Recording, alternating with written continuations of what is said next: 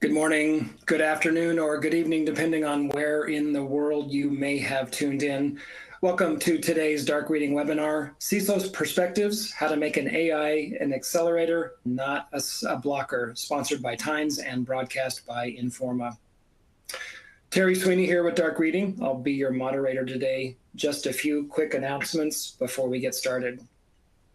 If you've been here before, you know this webinar is designed to be interactive between you and the speakers. The dock of widgets at the bottom of your screen will allow you to learn about today's speakers, download resources, and share this webinar on social media. This is also where you'll participate in the Q&A session that takes place at the end of today's session. Slides advance automatically throughout the event. You can also download a copy of the slides using that resources widget. Toward the end of the webinar, we'll also be asking you to provide feedback using the survey widget found at the bottom of the screen. Please take a minute to fill this out, as your feedback provides useful information on how we can improve on future events. Lastly, if you're experiencing any technical problems, please click on that help widget found at the bottom of the screen. You can also type your issue into the Q&A area, and we'll be glad to offer one-on-one assistance. So on to our presentation, CISO Perspectives, How to Make AI an Accelerator, Not a Blocker. Discussing today's topic is Thomas Kinsella, co-founder and Chief Customer Officer with Times. He's joined by Mandy Andrus, CISO for Elastic, as well as Matt Hillary, VP of Security and CISO for Drata. To learn more about our speakers, you can find their bios in that speaker bio widget found on the screen. And again, to ask speakers any questions during the course of the presentation, just use that Q&A area on the right side of the screen. Thomas, I'm going to hand it over to you. Thanks so much, Terry. It's a pleasure to be here, and thanks, Matt and Mandy, for joining. I think I'd like to start by taking a tiny bit of a step back. It's fair to say AI is a term that's evolved pretty significantly over the last few years. Let's start, Mandy. When did you first start coming across AI in the context of security and thinking it was a little bit more than the old machine learning that a lot of products had a few years ago?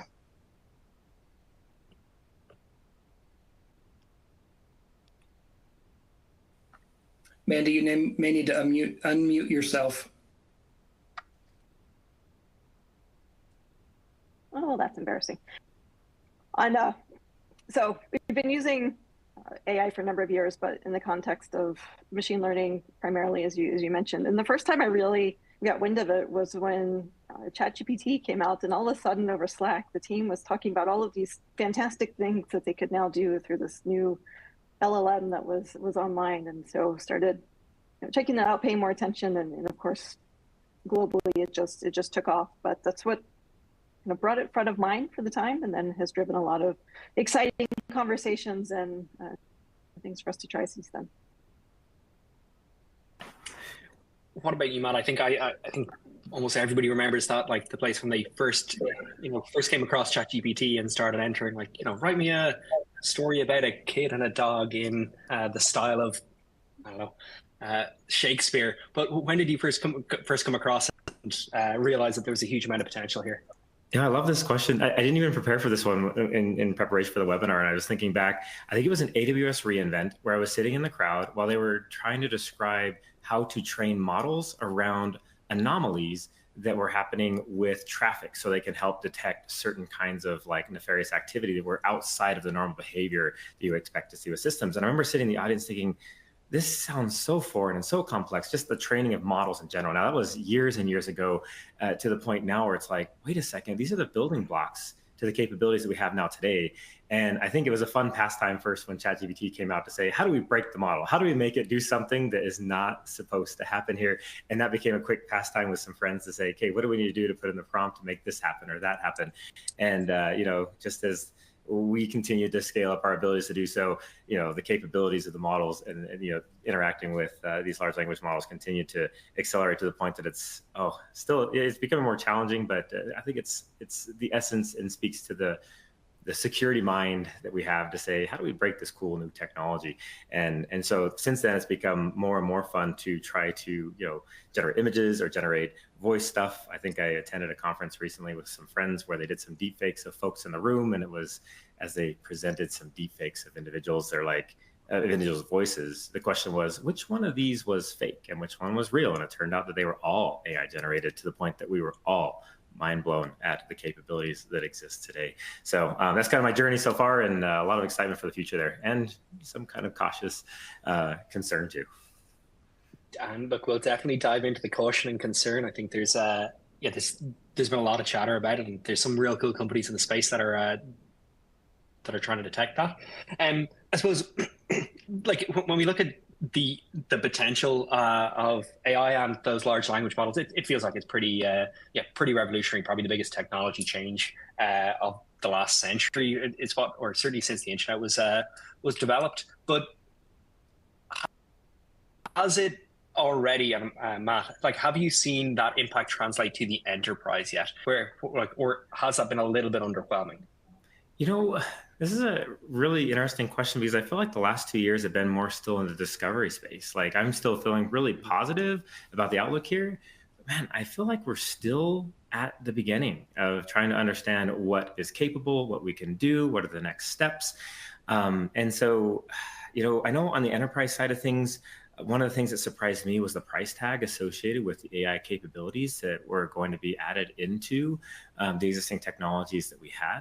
That was one that was like, so I feel like the economics around pricing for adding these AI capabilities into our SaaS tools to embolden our organizations and our enterprise team members with these capabilities is one that's kind of like, oh man, there is a price tag associated with these capabilities.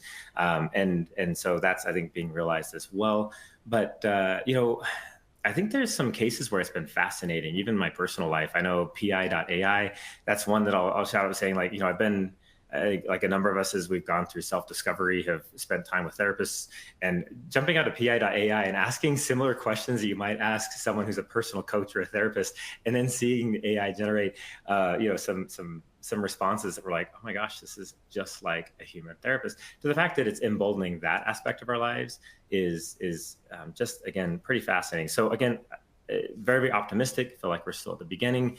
Underwhelming at this point, because our expectations are so high about where we probably should be in the last couple of years, is one that I can see why it might feel underwhelming. But at the same time, I think, again, just the outlook being super, super positive. Yeah, I'm trying to be a little bit controversial here. I think there's been plenty of applications that are absolutely mind blowing, but yeah, I haven't seen like that yet. And we can dive into that. An absolutely killer app in the enterprise that I think absolutely transforms it. Mandy, I want to talk about it from I suppose a security tool point of view, and we can dive into the use cases earlier. But what's the feeling of I'm not part of them, and I know you and Matt, I hope, are, and I'm sure a lot of our audience isn't, like part of like the CISO community and those like private Slack channels that everybody wants to get access to. What's the feeling of the CISO community on, I suppose, the impact that it's going to have in security and the potential of it? So definitely the view that there's a lot of potential, and a lot of things are being tried and figure out, and some things are having immediate impact. Some things are maybe not working the way we expect, but do see some promise and continue to look at it. I think, just stepping back a minute to the previous question and Matt's answer, what I see, if I think back to the internet entering enterprises, mobile entering enterprises, there was a very slow build. Of course, it wasn't clear how that could help. It wasn't clear, certainly for the internet, that this would become essentially the thing that we all live on day in and day out. And the thing that I see different with the AI conversation is companies are jumping all in. Like, this is here, it's a tech change, how can we use it? Versus a much slower build and ramp up. And that's been an interesting shifting conversation. And I say that leading into the answer on security, because it applies there as well. So now we have this technology and we feel that it can really, really help us in security.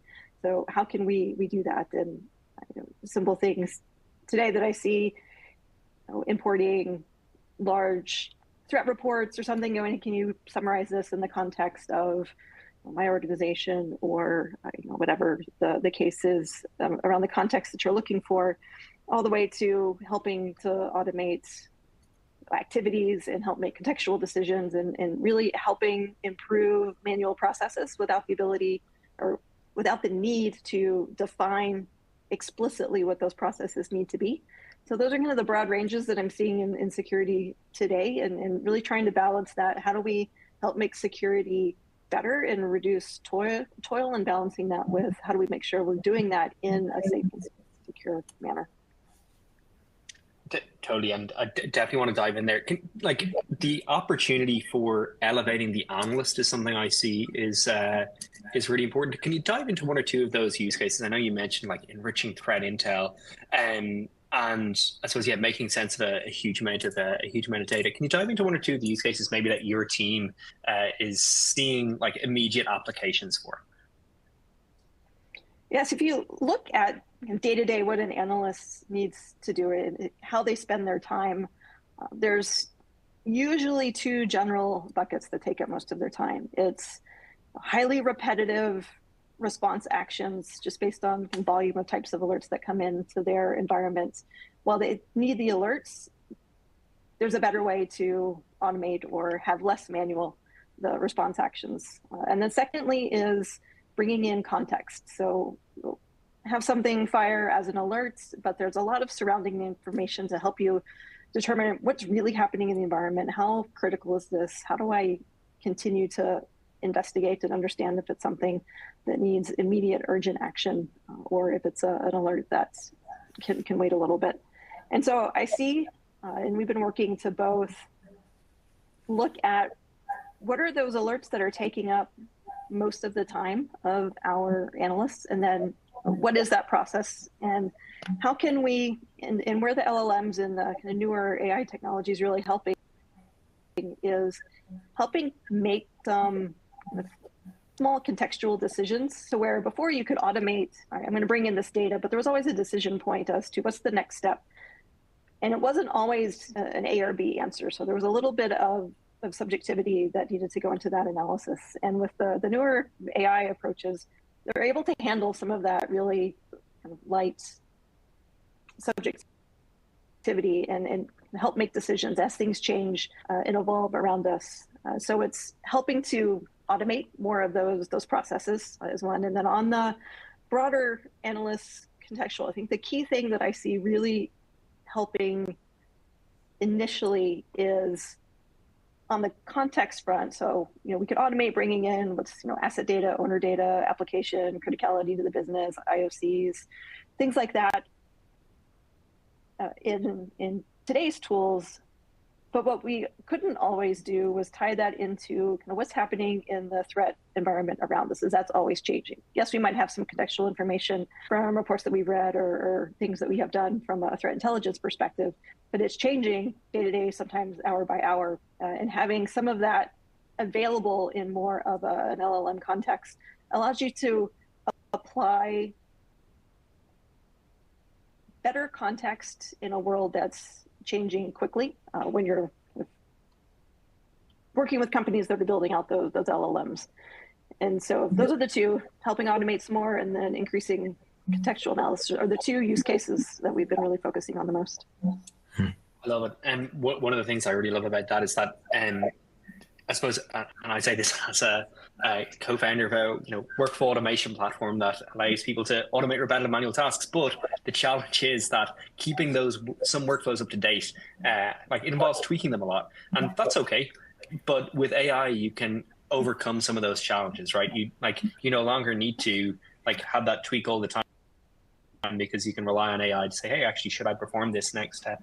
Can you automatically enrich? Can you automatically take that next step in the journey or summarize something for me, even when a new alert is enabled by your EDO or your SIM or whatever? So that it removes some of that, I suppose, as detections evolve, as threats evolve, it removes some of that.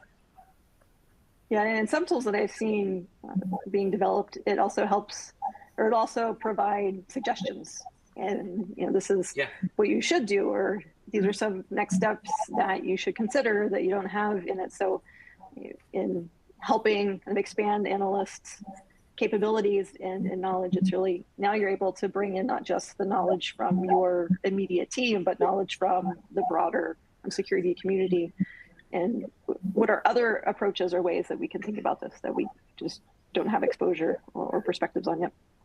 Yeah, I like you said it. Thomas, you okay if I jump in with a couple answers there too? Yeah, please, 100%. Cool. Mandy, I love what you shared there. Like, you're totally spot on as far as emboldening the analysts on the edge there. I love that you mentioned the summarizing of, hey, remediation steps there too. That's been helpful in both educating our team members, saying, hey, there's this issue that we just found, and we need to fix this issue. This is how to fix it. It's cool to be able to see the teaching as well as the actual going about. Now, obviously, not blindly applying what the AI is generating to go apply to fix that issue.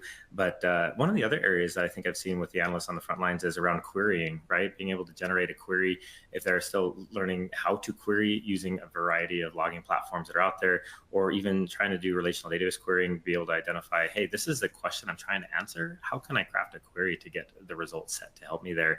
That's been cool to see that happen more cutting edge and more readily. But another thing that I haven't seen yet, but I'm kind of excited for, is as a CISO, knowing like, how is my posture today? What are the things that are exposed today that weren't yesterday? Give me a dossier of my own perimeter that a hacker might use to come at me today. It would be nice to be able to see that almost kind of, situation report almost every day, AI generated based off of open source intelligence or other capabilities that might be there. I've not yet seen that, but that's something that I'm excited to see, and hopefully enrich our day-to-day activities and decisions on how we do that. But I know we're talking hardcore on the security side. I know on the GRC space, I can't think of a better place to LLMs, right, to help summarize that. I know with kind of third-party due diligence on either side of the conversation, being able to fill out questions or be able to consume completed artifacts that have been provided to help provide and help an organization decide whether or not to use that third party, being able to consume pages and pages of documents, whether it be pen test report, or whether it be their SOC 2 report, or whether it be a completed security questionnaire, or whether it be, n number of artifacts needed to do that assessment. Being able to take that and summarize and call out different things that are not ideal, or help you kind of see what risks might exist to make a risk-based decision. We're seeing that now, and the amount of time it's saving GRC teams is just phenomenal. So cool to see at least that part accelerate, more now than ever. So yeah. I absolutely love the GRCs. Sorry, go for it, Mandy. Please jump in. I love your concept of what's kind of that dashboard and day to day, and what's happening in that. I don't know if there's a concept of micro threat modeling that, at least looking at in your cloud environment, you have your settings, and you have your posture and your CSPMs telling you, and then you have the threat world changing around you, and combining those. And as day-to-day things are changing in your cloud environments, and tying that to changes in the threat vectors, and then giving you that report of this is what's changed, and these are new risks that you need to pay attention to, or you should pay attention to. And that's not something we can easily do today, and one of the things I'm really excited about. Yeah. And has there been any worries on the team, on your teams? Any concerns, any pushback on AI, like taking people's jobs, or like I think there's a lot of marketing saying AI is going to remove the need for security analysts, and is that something that my question is, how have you been communicating about the benefits of AI to your teams? Maybe Mandy, if you want to jump in there. I think for where we are, there's a bit of a built-in bias and understanding of what AI could be doing. So I don't have as much of the fear for my job compared to other industries I've worked in the past, where that definitely would be. I think the biggest concern that I've come across in more of the high-tech environments is lack of trust. As in, you're going to have these things, these tools automate, but how do I know it's making the right decision? How do I know what it looked at to tell me this? How do I know that's the right thing? That's what I'm seeing most of it's a black box. I don't know what's happening behind the scenes, and so I'm not going to trust it until I have a deeper understanding. Yeah, and just to add, I know that large enterprise companies, right, they'll try to solve problems in one of two ways. They'll hire additional people, or they'll throw automation to the problem. And this is before even kind of the accessibility of the capabilities we have on the AI space today. And so I've always been biased towards throwing automation at problems. I think many of us have, but you still have the humans there that need to herd the bots, right? And so I don't see any fear as far as it replacing a number of, oversight by by us, the creativity, the inspiration, the thinking out of the box, all the things that we bring as humans that I don't think are going to be materially replaceable deep down as far as our ability to do some things. But it is going to increase our capability and capacity on the automation side than I think we've seen before. I think two fears I've seen is just the understanding around AI has been, I think, a fear in general, saying, oh man, I got to get up to speed on a new technology. Like AI has added a whole new domain to the already extensive list that CISOs have to worry about today. And that need for understanding around the technology, the protecting the models, the selection and use of models, the proxying the conversation with, and the output generated by models. Ultimately, I think we all want to get to a point where we can trust the output at a high level of competence, and we're hoping to get to that point. At the same time, I think there's a lot of fear around that aspect as well, around trust. So, lots of additional domain level knowledge that we're going to have to increase on our teams individually. And I think there's some fear around that, like, oh man, I wish my knowledge was a lot further down the path than it probably is today to meet the needs of the organization around our own use of AI. So that's where I've seen, I think, a majority of the fears, Thomas and Mandy. I'm not sure if you've seen something similar in your organizations. That's just been more on my own. Yeah, we deal with a whole lot of customers. I think I'm excited about the chief bot herder role. Say that one more time. Sorry, Thomas. I said I'm excited about that chief bot herder role that you were talking about, Matt. We have futures, Maddie. I love it. I'm excited for that too. Exactly. There's a great analysis, great tweet by there's a VC, Sarah Guo, who talks about how like AI has the potential to demo incredibly well and it's super powerful, but in real products, it has to be consistent, tested, versioned, observable, up to date, fast enough, cheap enough. And if you've got something that, as you said, is a black box, but shaped as that silver bullet, it's going to be something that even from a compliance point of view, you're not going to be able to rely on to say like, oh yeah, how confident are you that, we took the right steps? Well, the AI said it was 90% confident. It still has to be given parameters to in order to make that decision, which is difficult. And I do think though that the domain specific knowledge of AI, it's similar to cloud security, something that the teams are going to have to get used to and understand. But it does reduce the domain specific knowledge needed for other things. So as you said, like I suppose understanding standard alerts, but like building queries in Elastic is something that I've seen it be very good at. But also like running commands on endpoints and like running forensics and things like that are something that it knows very well, or certain LLMs know very well that we don't. That analysts know what they want to do but don't know how to run those specific commands. So it can elevate the analysts in that way, which is good. I want to talk about the dangerous use cases. So we talked about like the good side, but how have you seen, or like at the start there was a lot of worry about deepfakes, a lot of worry about AI being used to find a whole lot of vulnerabilities. Is that something you're concerned about, or how have you seen AI be used by the bad guys? And Matt, if you want to take that. Sure. No, I don't have any personal firsthand experience with this where I've seen, the bad guys do something directly against me or my family or my personal life, other than, obviously the phishing emails are becoming more crafty, more believable, more engaging than prior, which is pretty impressive. I do have some close friends that they've been victim of some of this, the deep fakes that we're seeing from a voice standpoint, mostly over the phone, where it sounds super scary or life threatening, something usually to do with a family member, and usually for the purpose of extorting money or other types of, things out of the individual that's being threatened. And, it took a lot of understanding from that individual being the victim of that attack to say, no, I know that the person you're saying you have with you right there is not anywhere near you right now, because I know they're right here, and this is an attack. And that being a very scary moment for that individual is saying, oh my gosh, like this was extremely believable and really kind of concerning. And so, this is a real threat against, I think, that level of social engineering and phishing that still plagues our world today, and what we're still trying to protect against, and trying to make those as ineffective as possible, right? I know on the phishing side, I mean, many organizations are trying to do phishing resistant authentication for the purpose of saying, cool, like phish this all day long. If you want my second factor, like that's going to take a whole lot more effort in person with, physical threat to do that kind of a thing now than prior, where it was largely either an email or some kind of urgent phone call. I know, again, more on the verbal or social engineering side of things, that's been, I think, a more scary, believable side of things with the deepfakes side of things. And then even just misinformation aspects and making decisions. I think one of the tenets is not fully trusting the output that these models are providing at this point in time.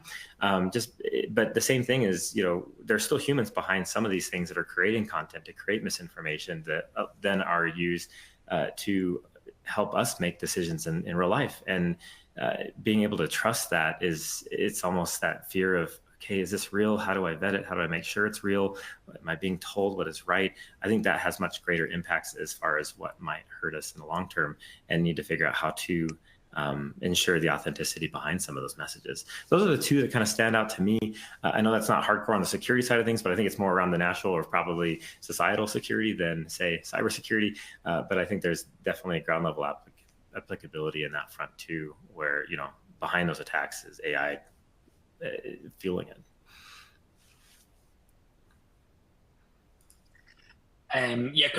Completely agree. And I think the thing is that all these were threats already. It's just AI lowers the barrier to entry for a lot of these activities. And if you're lowering the barrier to entry, it makes it really hard, it just makes it easier for anybody to perform it. So positives and negatives there.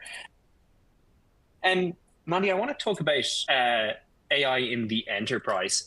So there's a huge amount of tools are building AI functionality into their own tools. There's obviously ChatGPT, there's Anthropic, there's Llama, there's dozens of models out there. How are you talking about AI when you're talking to, I suppose, your leadership team and the powers, but also the security concerns?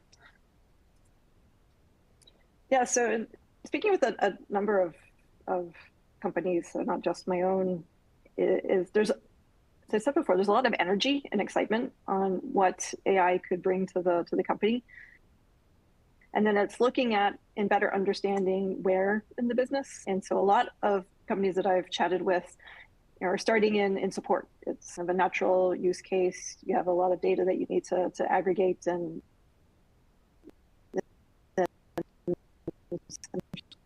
query to help starting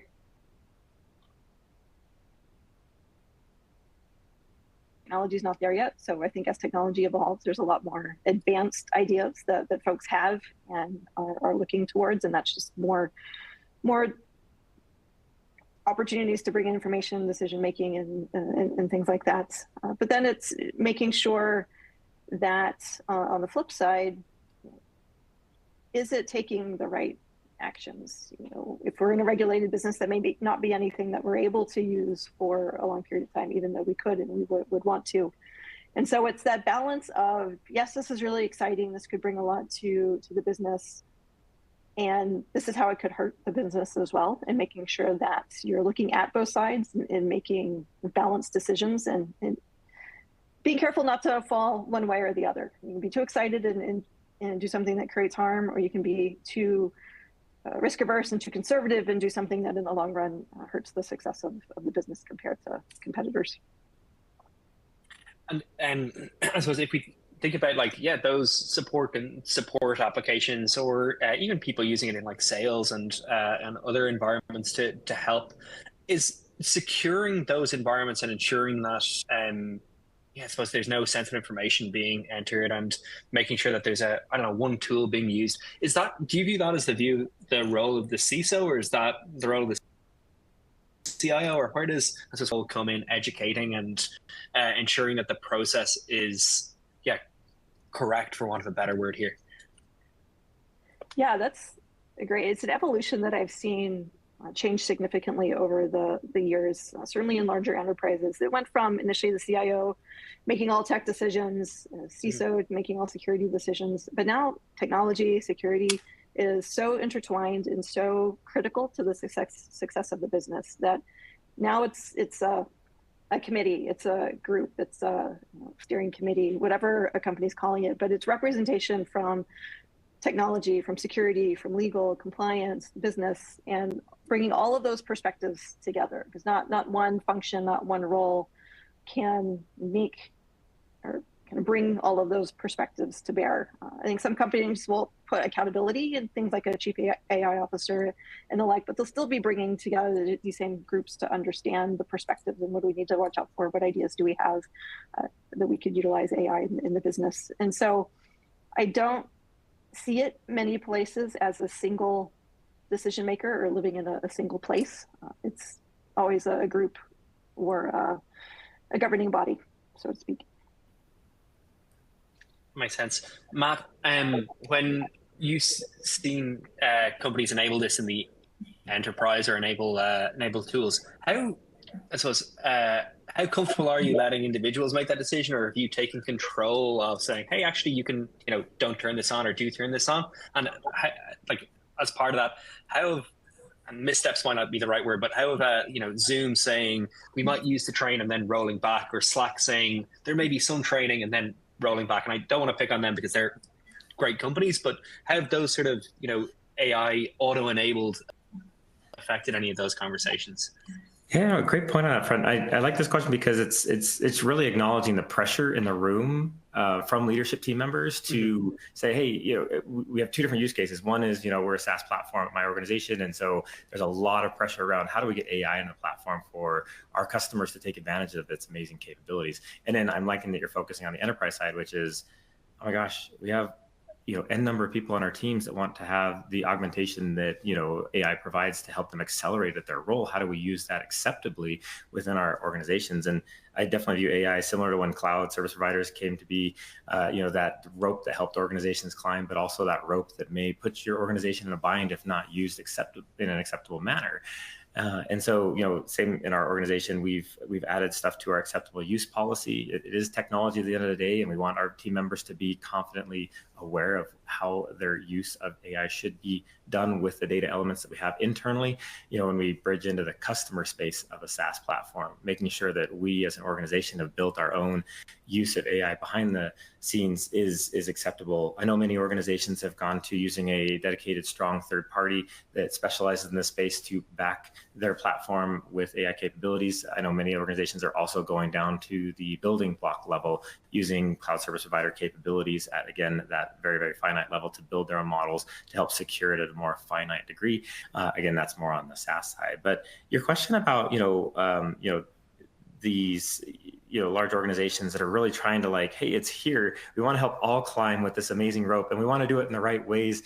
And there's a lot of fear around privacy, a lot of fear around data being there. When I think about the own personal AI assistant that is yet to be soon to be coming out, and the amount of information that model needs to have about me personally, may cause fear for some, and others to be like, I'm this generation. Y'all have my data.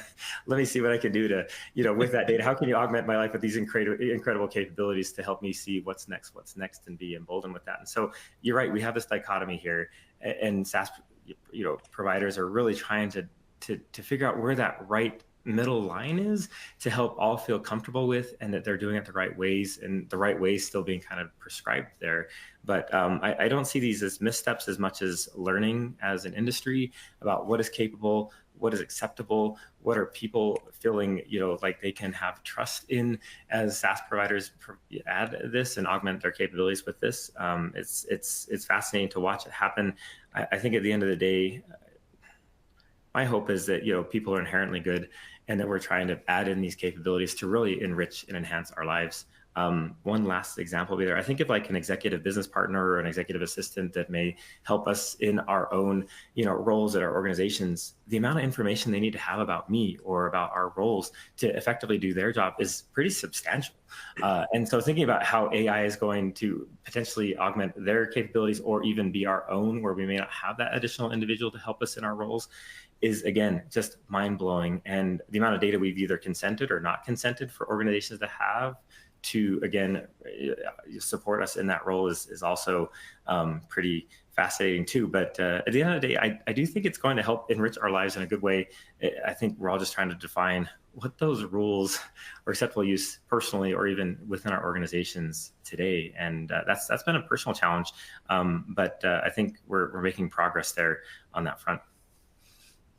And yeah, couldn't agree more. On the amount of information they are going to have access to is terrifying. But it's important that companies put in place mature policies and thought through policies when they're enabling it for their customers. I know that's something that both Drata and Elastic have spent a lot of time thinking about. You both come out with reasonably with clear policies around that. Matt, were you involved in those conversations? I know there's certain things around like human oversight and like rigorous testing and like region and I suppose like privacy and security concerns. How involved did you get in those, and how did you approach that process? Yeah, no, definitely a very collaborative conversation. Just like when you mentioned, I think either as you, Mandy, or you, Thomas, that mentioned, hey, how are we going to secure our cloud, our use of cloud, right? It's another layer that many individuals thought, hey, we just use AWS, we're fine. They forget that there's a lot of parameters that you need to configure there to make sure you're using it in a secure manner.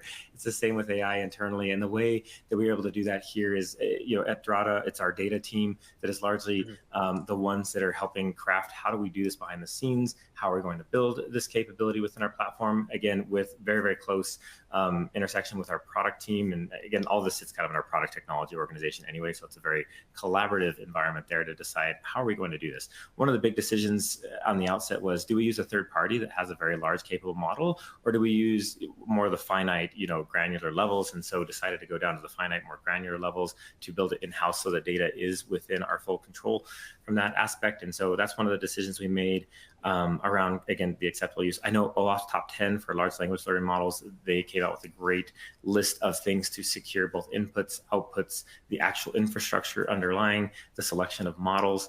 That's been helpful in those conversations. Again, we're talking here about more on the SaaS side of things. On the enterprise use side of things, I think I came across a couple of organizations recently that are fascinating in their ability to prescribe what models certain business units can use. One was, for example, hey, in HR, if you would like to use this model to help support your decision-making around whatever may be happening on your planning side, you can use this model. And you can, if you need a new one, like your selection of here, you can go through our process. And so it's kind of that endpoint approach for selection to kind of enforce, sounds like a really bad word here, but to enable them with confident selection and use of models and technologies on their endpoints for the respective departments. And so that's been a fascinating, I think, I've had a technology recently where, again, you can help not only have a policy that people feel informed by, but also have the technology that enforces, again, I hate that word, enables our team members to have the right technology for the right use case, and also feeling secure and confident while they do that. So I know a longer answer there, but one that is kind of how I've practically been a part of those conversations. Again, very collaboratively with the intent of helping people understand the knowledge they need to use it in a confident way. So yeah, very, very involved in those conversations, both on the product side as well as in our internal use. Mandy, Elastic have gone down the route of giving people, I suppose, access to a number of a lot of security features, but also a number of underlying models where they allow you you allow your customers to make decisions on what they want to use, how they want to use it, and to put in some controls in place. How have you approached that risk decision and also the conversations internally with the product team? So just openness, transparency has always been a hallmark and core component of Elastic, and AI is not any different. So being as transparent as we can on helping customers make that decision, what's best for them, not for us to say this is the model that you are required to use our product. You decide what's the best model for your organization, and then we can do our things utilizing that model that's already approved. And I think that's largely, every organization has its own risks, its own rules, as Matt just said, to be defined. And then it's how do you fit, or how do you work your actions into that framework that you define for your organization. And so it's, finding approaches that allow you to work within that. And I think we've seen it historically in security that, early days, a lot of black box. It does this, you don't know why it's doing it. And seeing that evolution in security, I see that we're starting at at least a desire for more transparency in the AI space. And so it's, from the product perspective, it's that ability to not be explicit and to let customers use what works best and what's approved and helps their environment, not us dictating what needs to be there. Completely understand. Okay, we're almost at time in terms of our section before we open it up for questions from the audience. And if audience members have questions, you can put it in the Q&A box and we'll get to them after this. But I suppose let's go, Mandy. What are you most excited about for AI? Where do you think in the security space, the potential is? What's the future? What's it going to look like in? I'm not going to say 5 years time because that's a lifetime in this. But even like 1 or 2 years time, what do you think you're most excited about? I turn a few heads and I say I'm very cautiously optimistic. Well, I'm very optimistic, but try to temper that and be cautious about it. I think there's so much from the security space that can be changed. When SOAR first came out, it was always, we're going to have our self-defending environments and things like that. And I see that much more reality with AI and the capabilities, largely because of the contextual analysis. My bigger thing is I want to be able to look back 5, 8, 10 years from now and look at this as kind of the dark ages of security. Like, how did we even operate? We've got, we do things so differently. How did we even succeed in how we were doing things back then? So that's what I would love to see. I love it. And Matt, what are you most excited about? What would you love to see? Oh man, I love Mandy's answer so much that I'm like, oh man, how do I answer this one as well? Mandy, as you and I are CISOs, and look at the long list of things that we have to tend to in this role. I think it was you actually at a conference that presented on, and said and shared it. I have to turn to the right individual that came up with the CISO mind map of basically all the hundreds of things that are on our plate already. My ADHD brain loves this world because it's like, oh my gosh, there's so many things to pay attention to. We can do them all. But in reality, I'm really excited about, AI supplementing the capabilities of monitoring all those and doing those capabilities in a way that really helps supplement. Now, this sounds super theoretical, but the idea, like Mandy was saying, is emboldening us with the right knowledge. We're already seeing this today. Like, I joined a Slack channel. It's an incident that may have been going for 2 or 3 hours with a ton of context.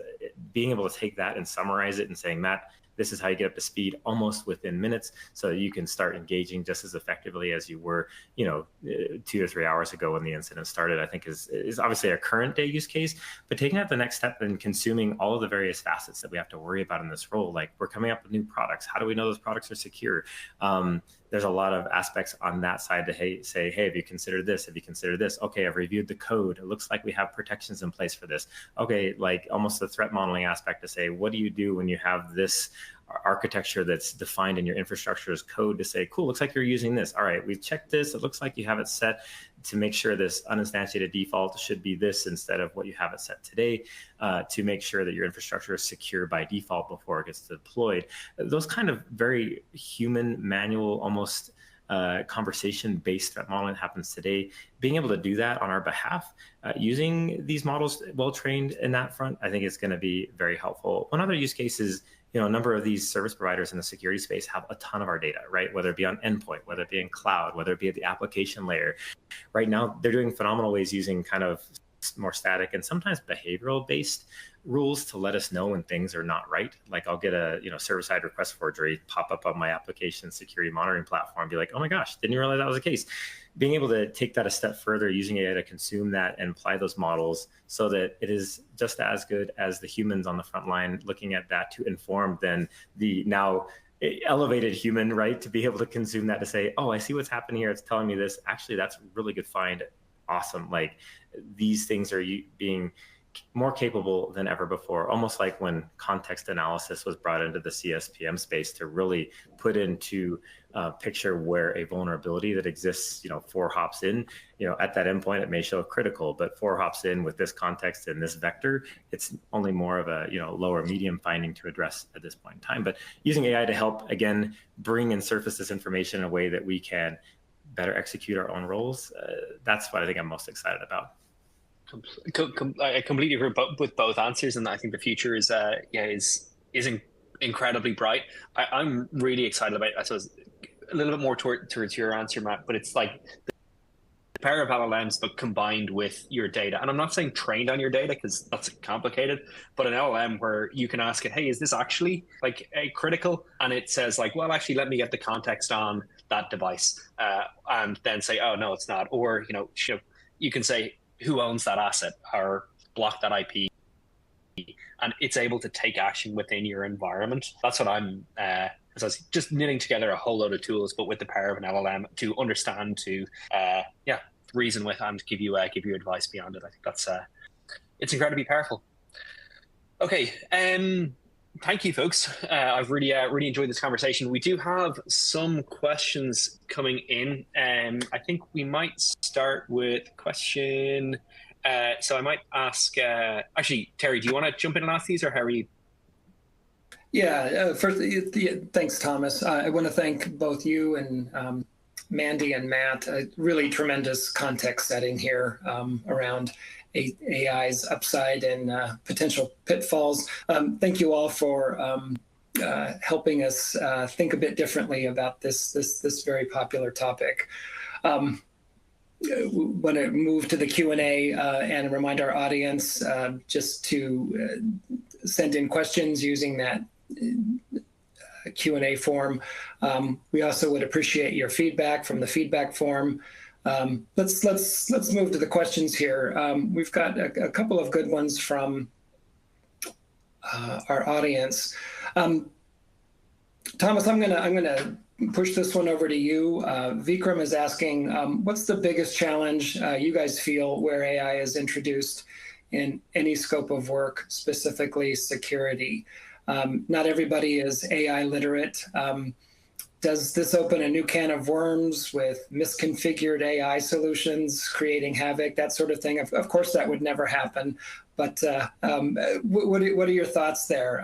What are some of the top challenges as we try to get our arms around this emerging technology?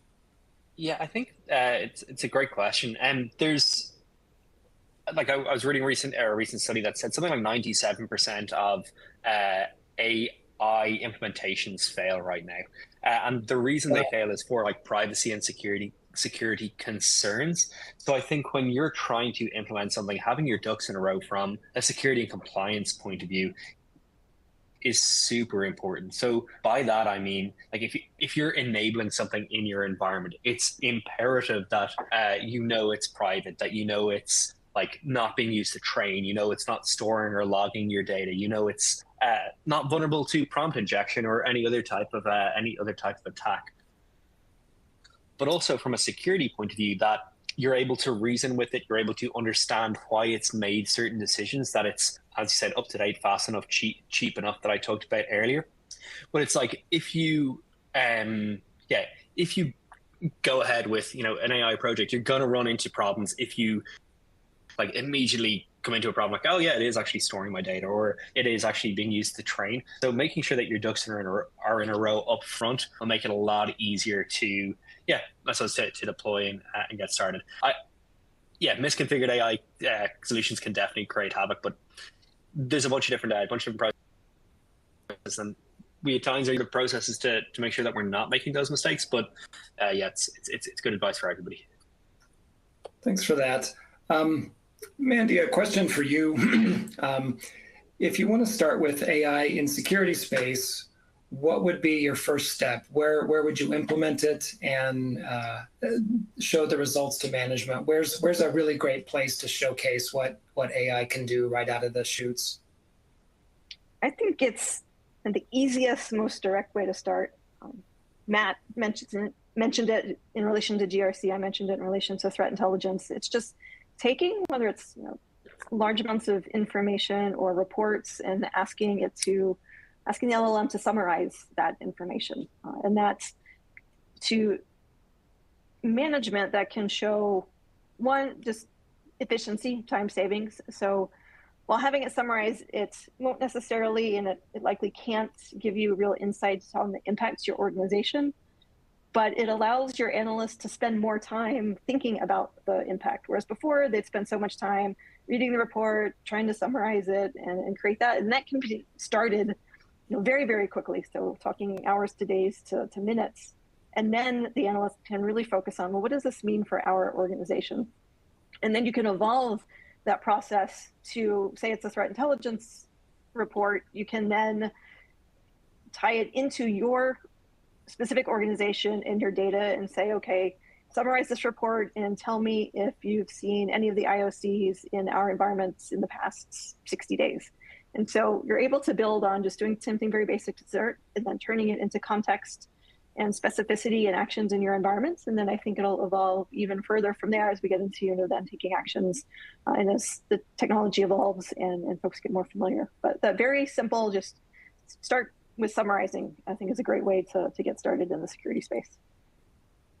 Thanks for that. I actually have a follow-up to it, which I'd love to hear from you, but also from Matt and Thomas. I'm just curious to what degree your sense of CXOs, boards of directors are getting not just, I mean, everybody's aware of AI, but are these decision makers getting smarter about the technology itself, where it can transform the business and that sort of thing? Or do they just see it as a place to basically reduce headcounts through the automation? What's your sense there?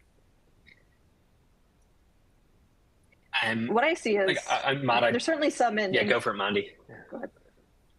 I say there's certainly some that are looking at it to reduce headcount, but the majority that I've chatted with are really looking at it as something that can help evolve the business to a different state than it is today, whether that's in ability for customer service or being able to expand and improve offerings that they have today.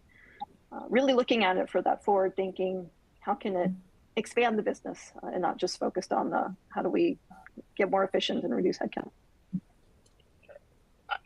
I couldn't agree more. I think if your board of directors is asking questions around, hey, how can we use this to reduce headcount? I guarantee you there's another board of directors of a competitor or a startup that's just been funded that's looking at your business model and saying, how can I introduce AI and make this a better product or make this a better company? And they're coming after your business. So the best board of directors are 100% thinking about this as an opportunity to supercharge the company and grow faster.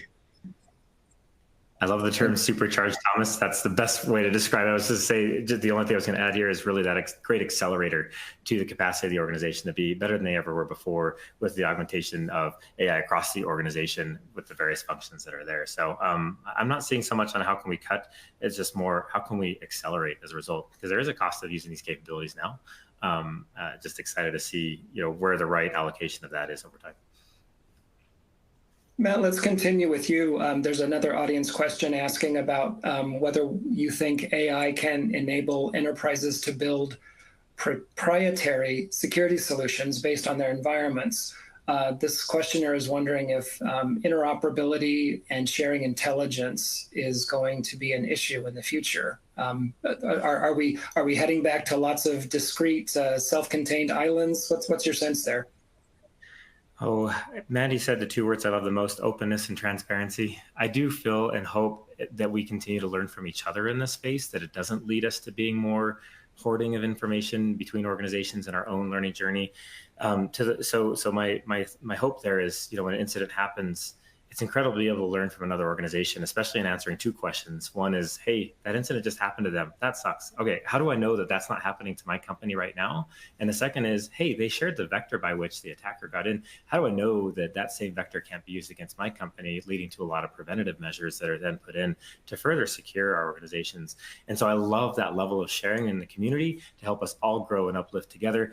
I don't think it's a zero-sum game, honestly, to hoard that type of information there. I think it ultimately emboldens and helps us all. And that's my own opinion. But to the first question, no company's the same, right? While there's a lot of shared technology across the board, and while there's a lot of capabilities that these security providers are providing our companies to be more secure and more compliant, the reality is again, we're not the same. We may have some on-prem stuff. We may have some things that don't fit or have technology parity with the security company that's providing that solution, whatever it may be. So, and then not only that, but for SaaS companies, many of us have our own stuff that like we're building internally that's proprietary that we also want to secure, that these off-the-shelf capabilities cannot help us. And so we do have to build these capabilities internally to help us be aware of, things. I know many organizations, especially in the SaaS space, may have admin tools or things by which they're helping customers troubleshoot their own instances.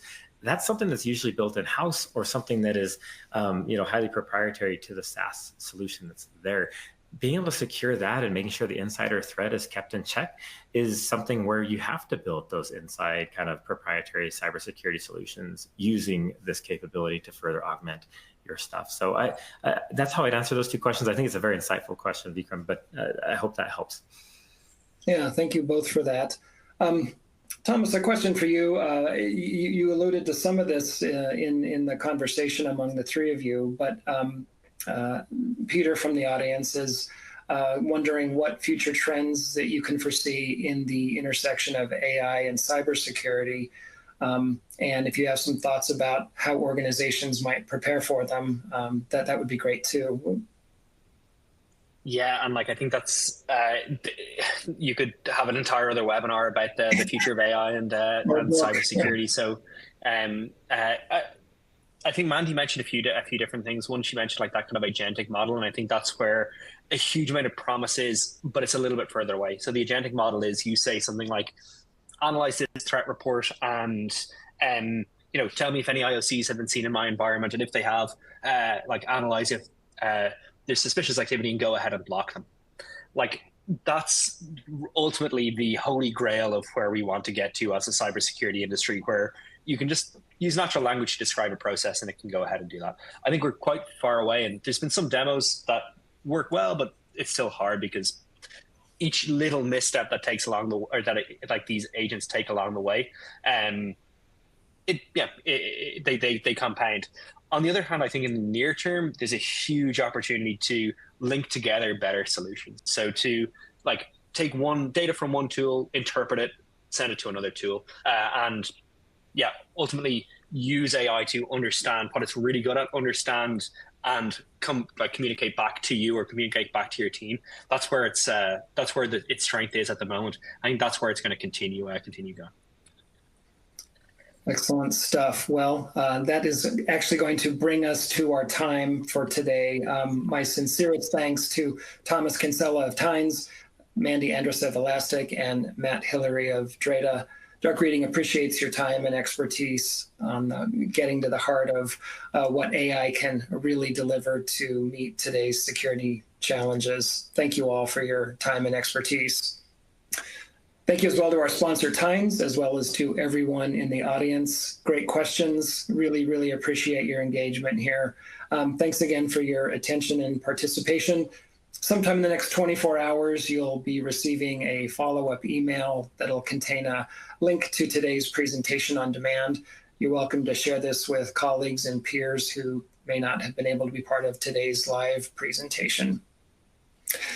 This webinar is copyright 2024 by Informa. Presentation materials are owned by or copyrighted by Dark Reading and Tynes, and the individual speakers are solely responsible for their content and opinions.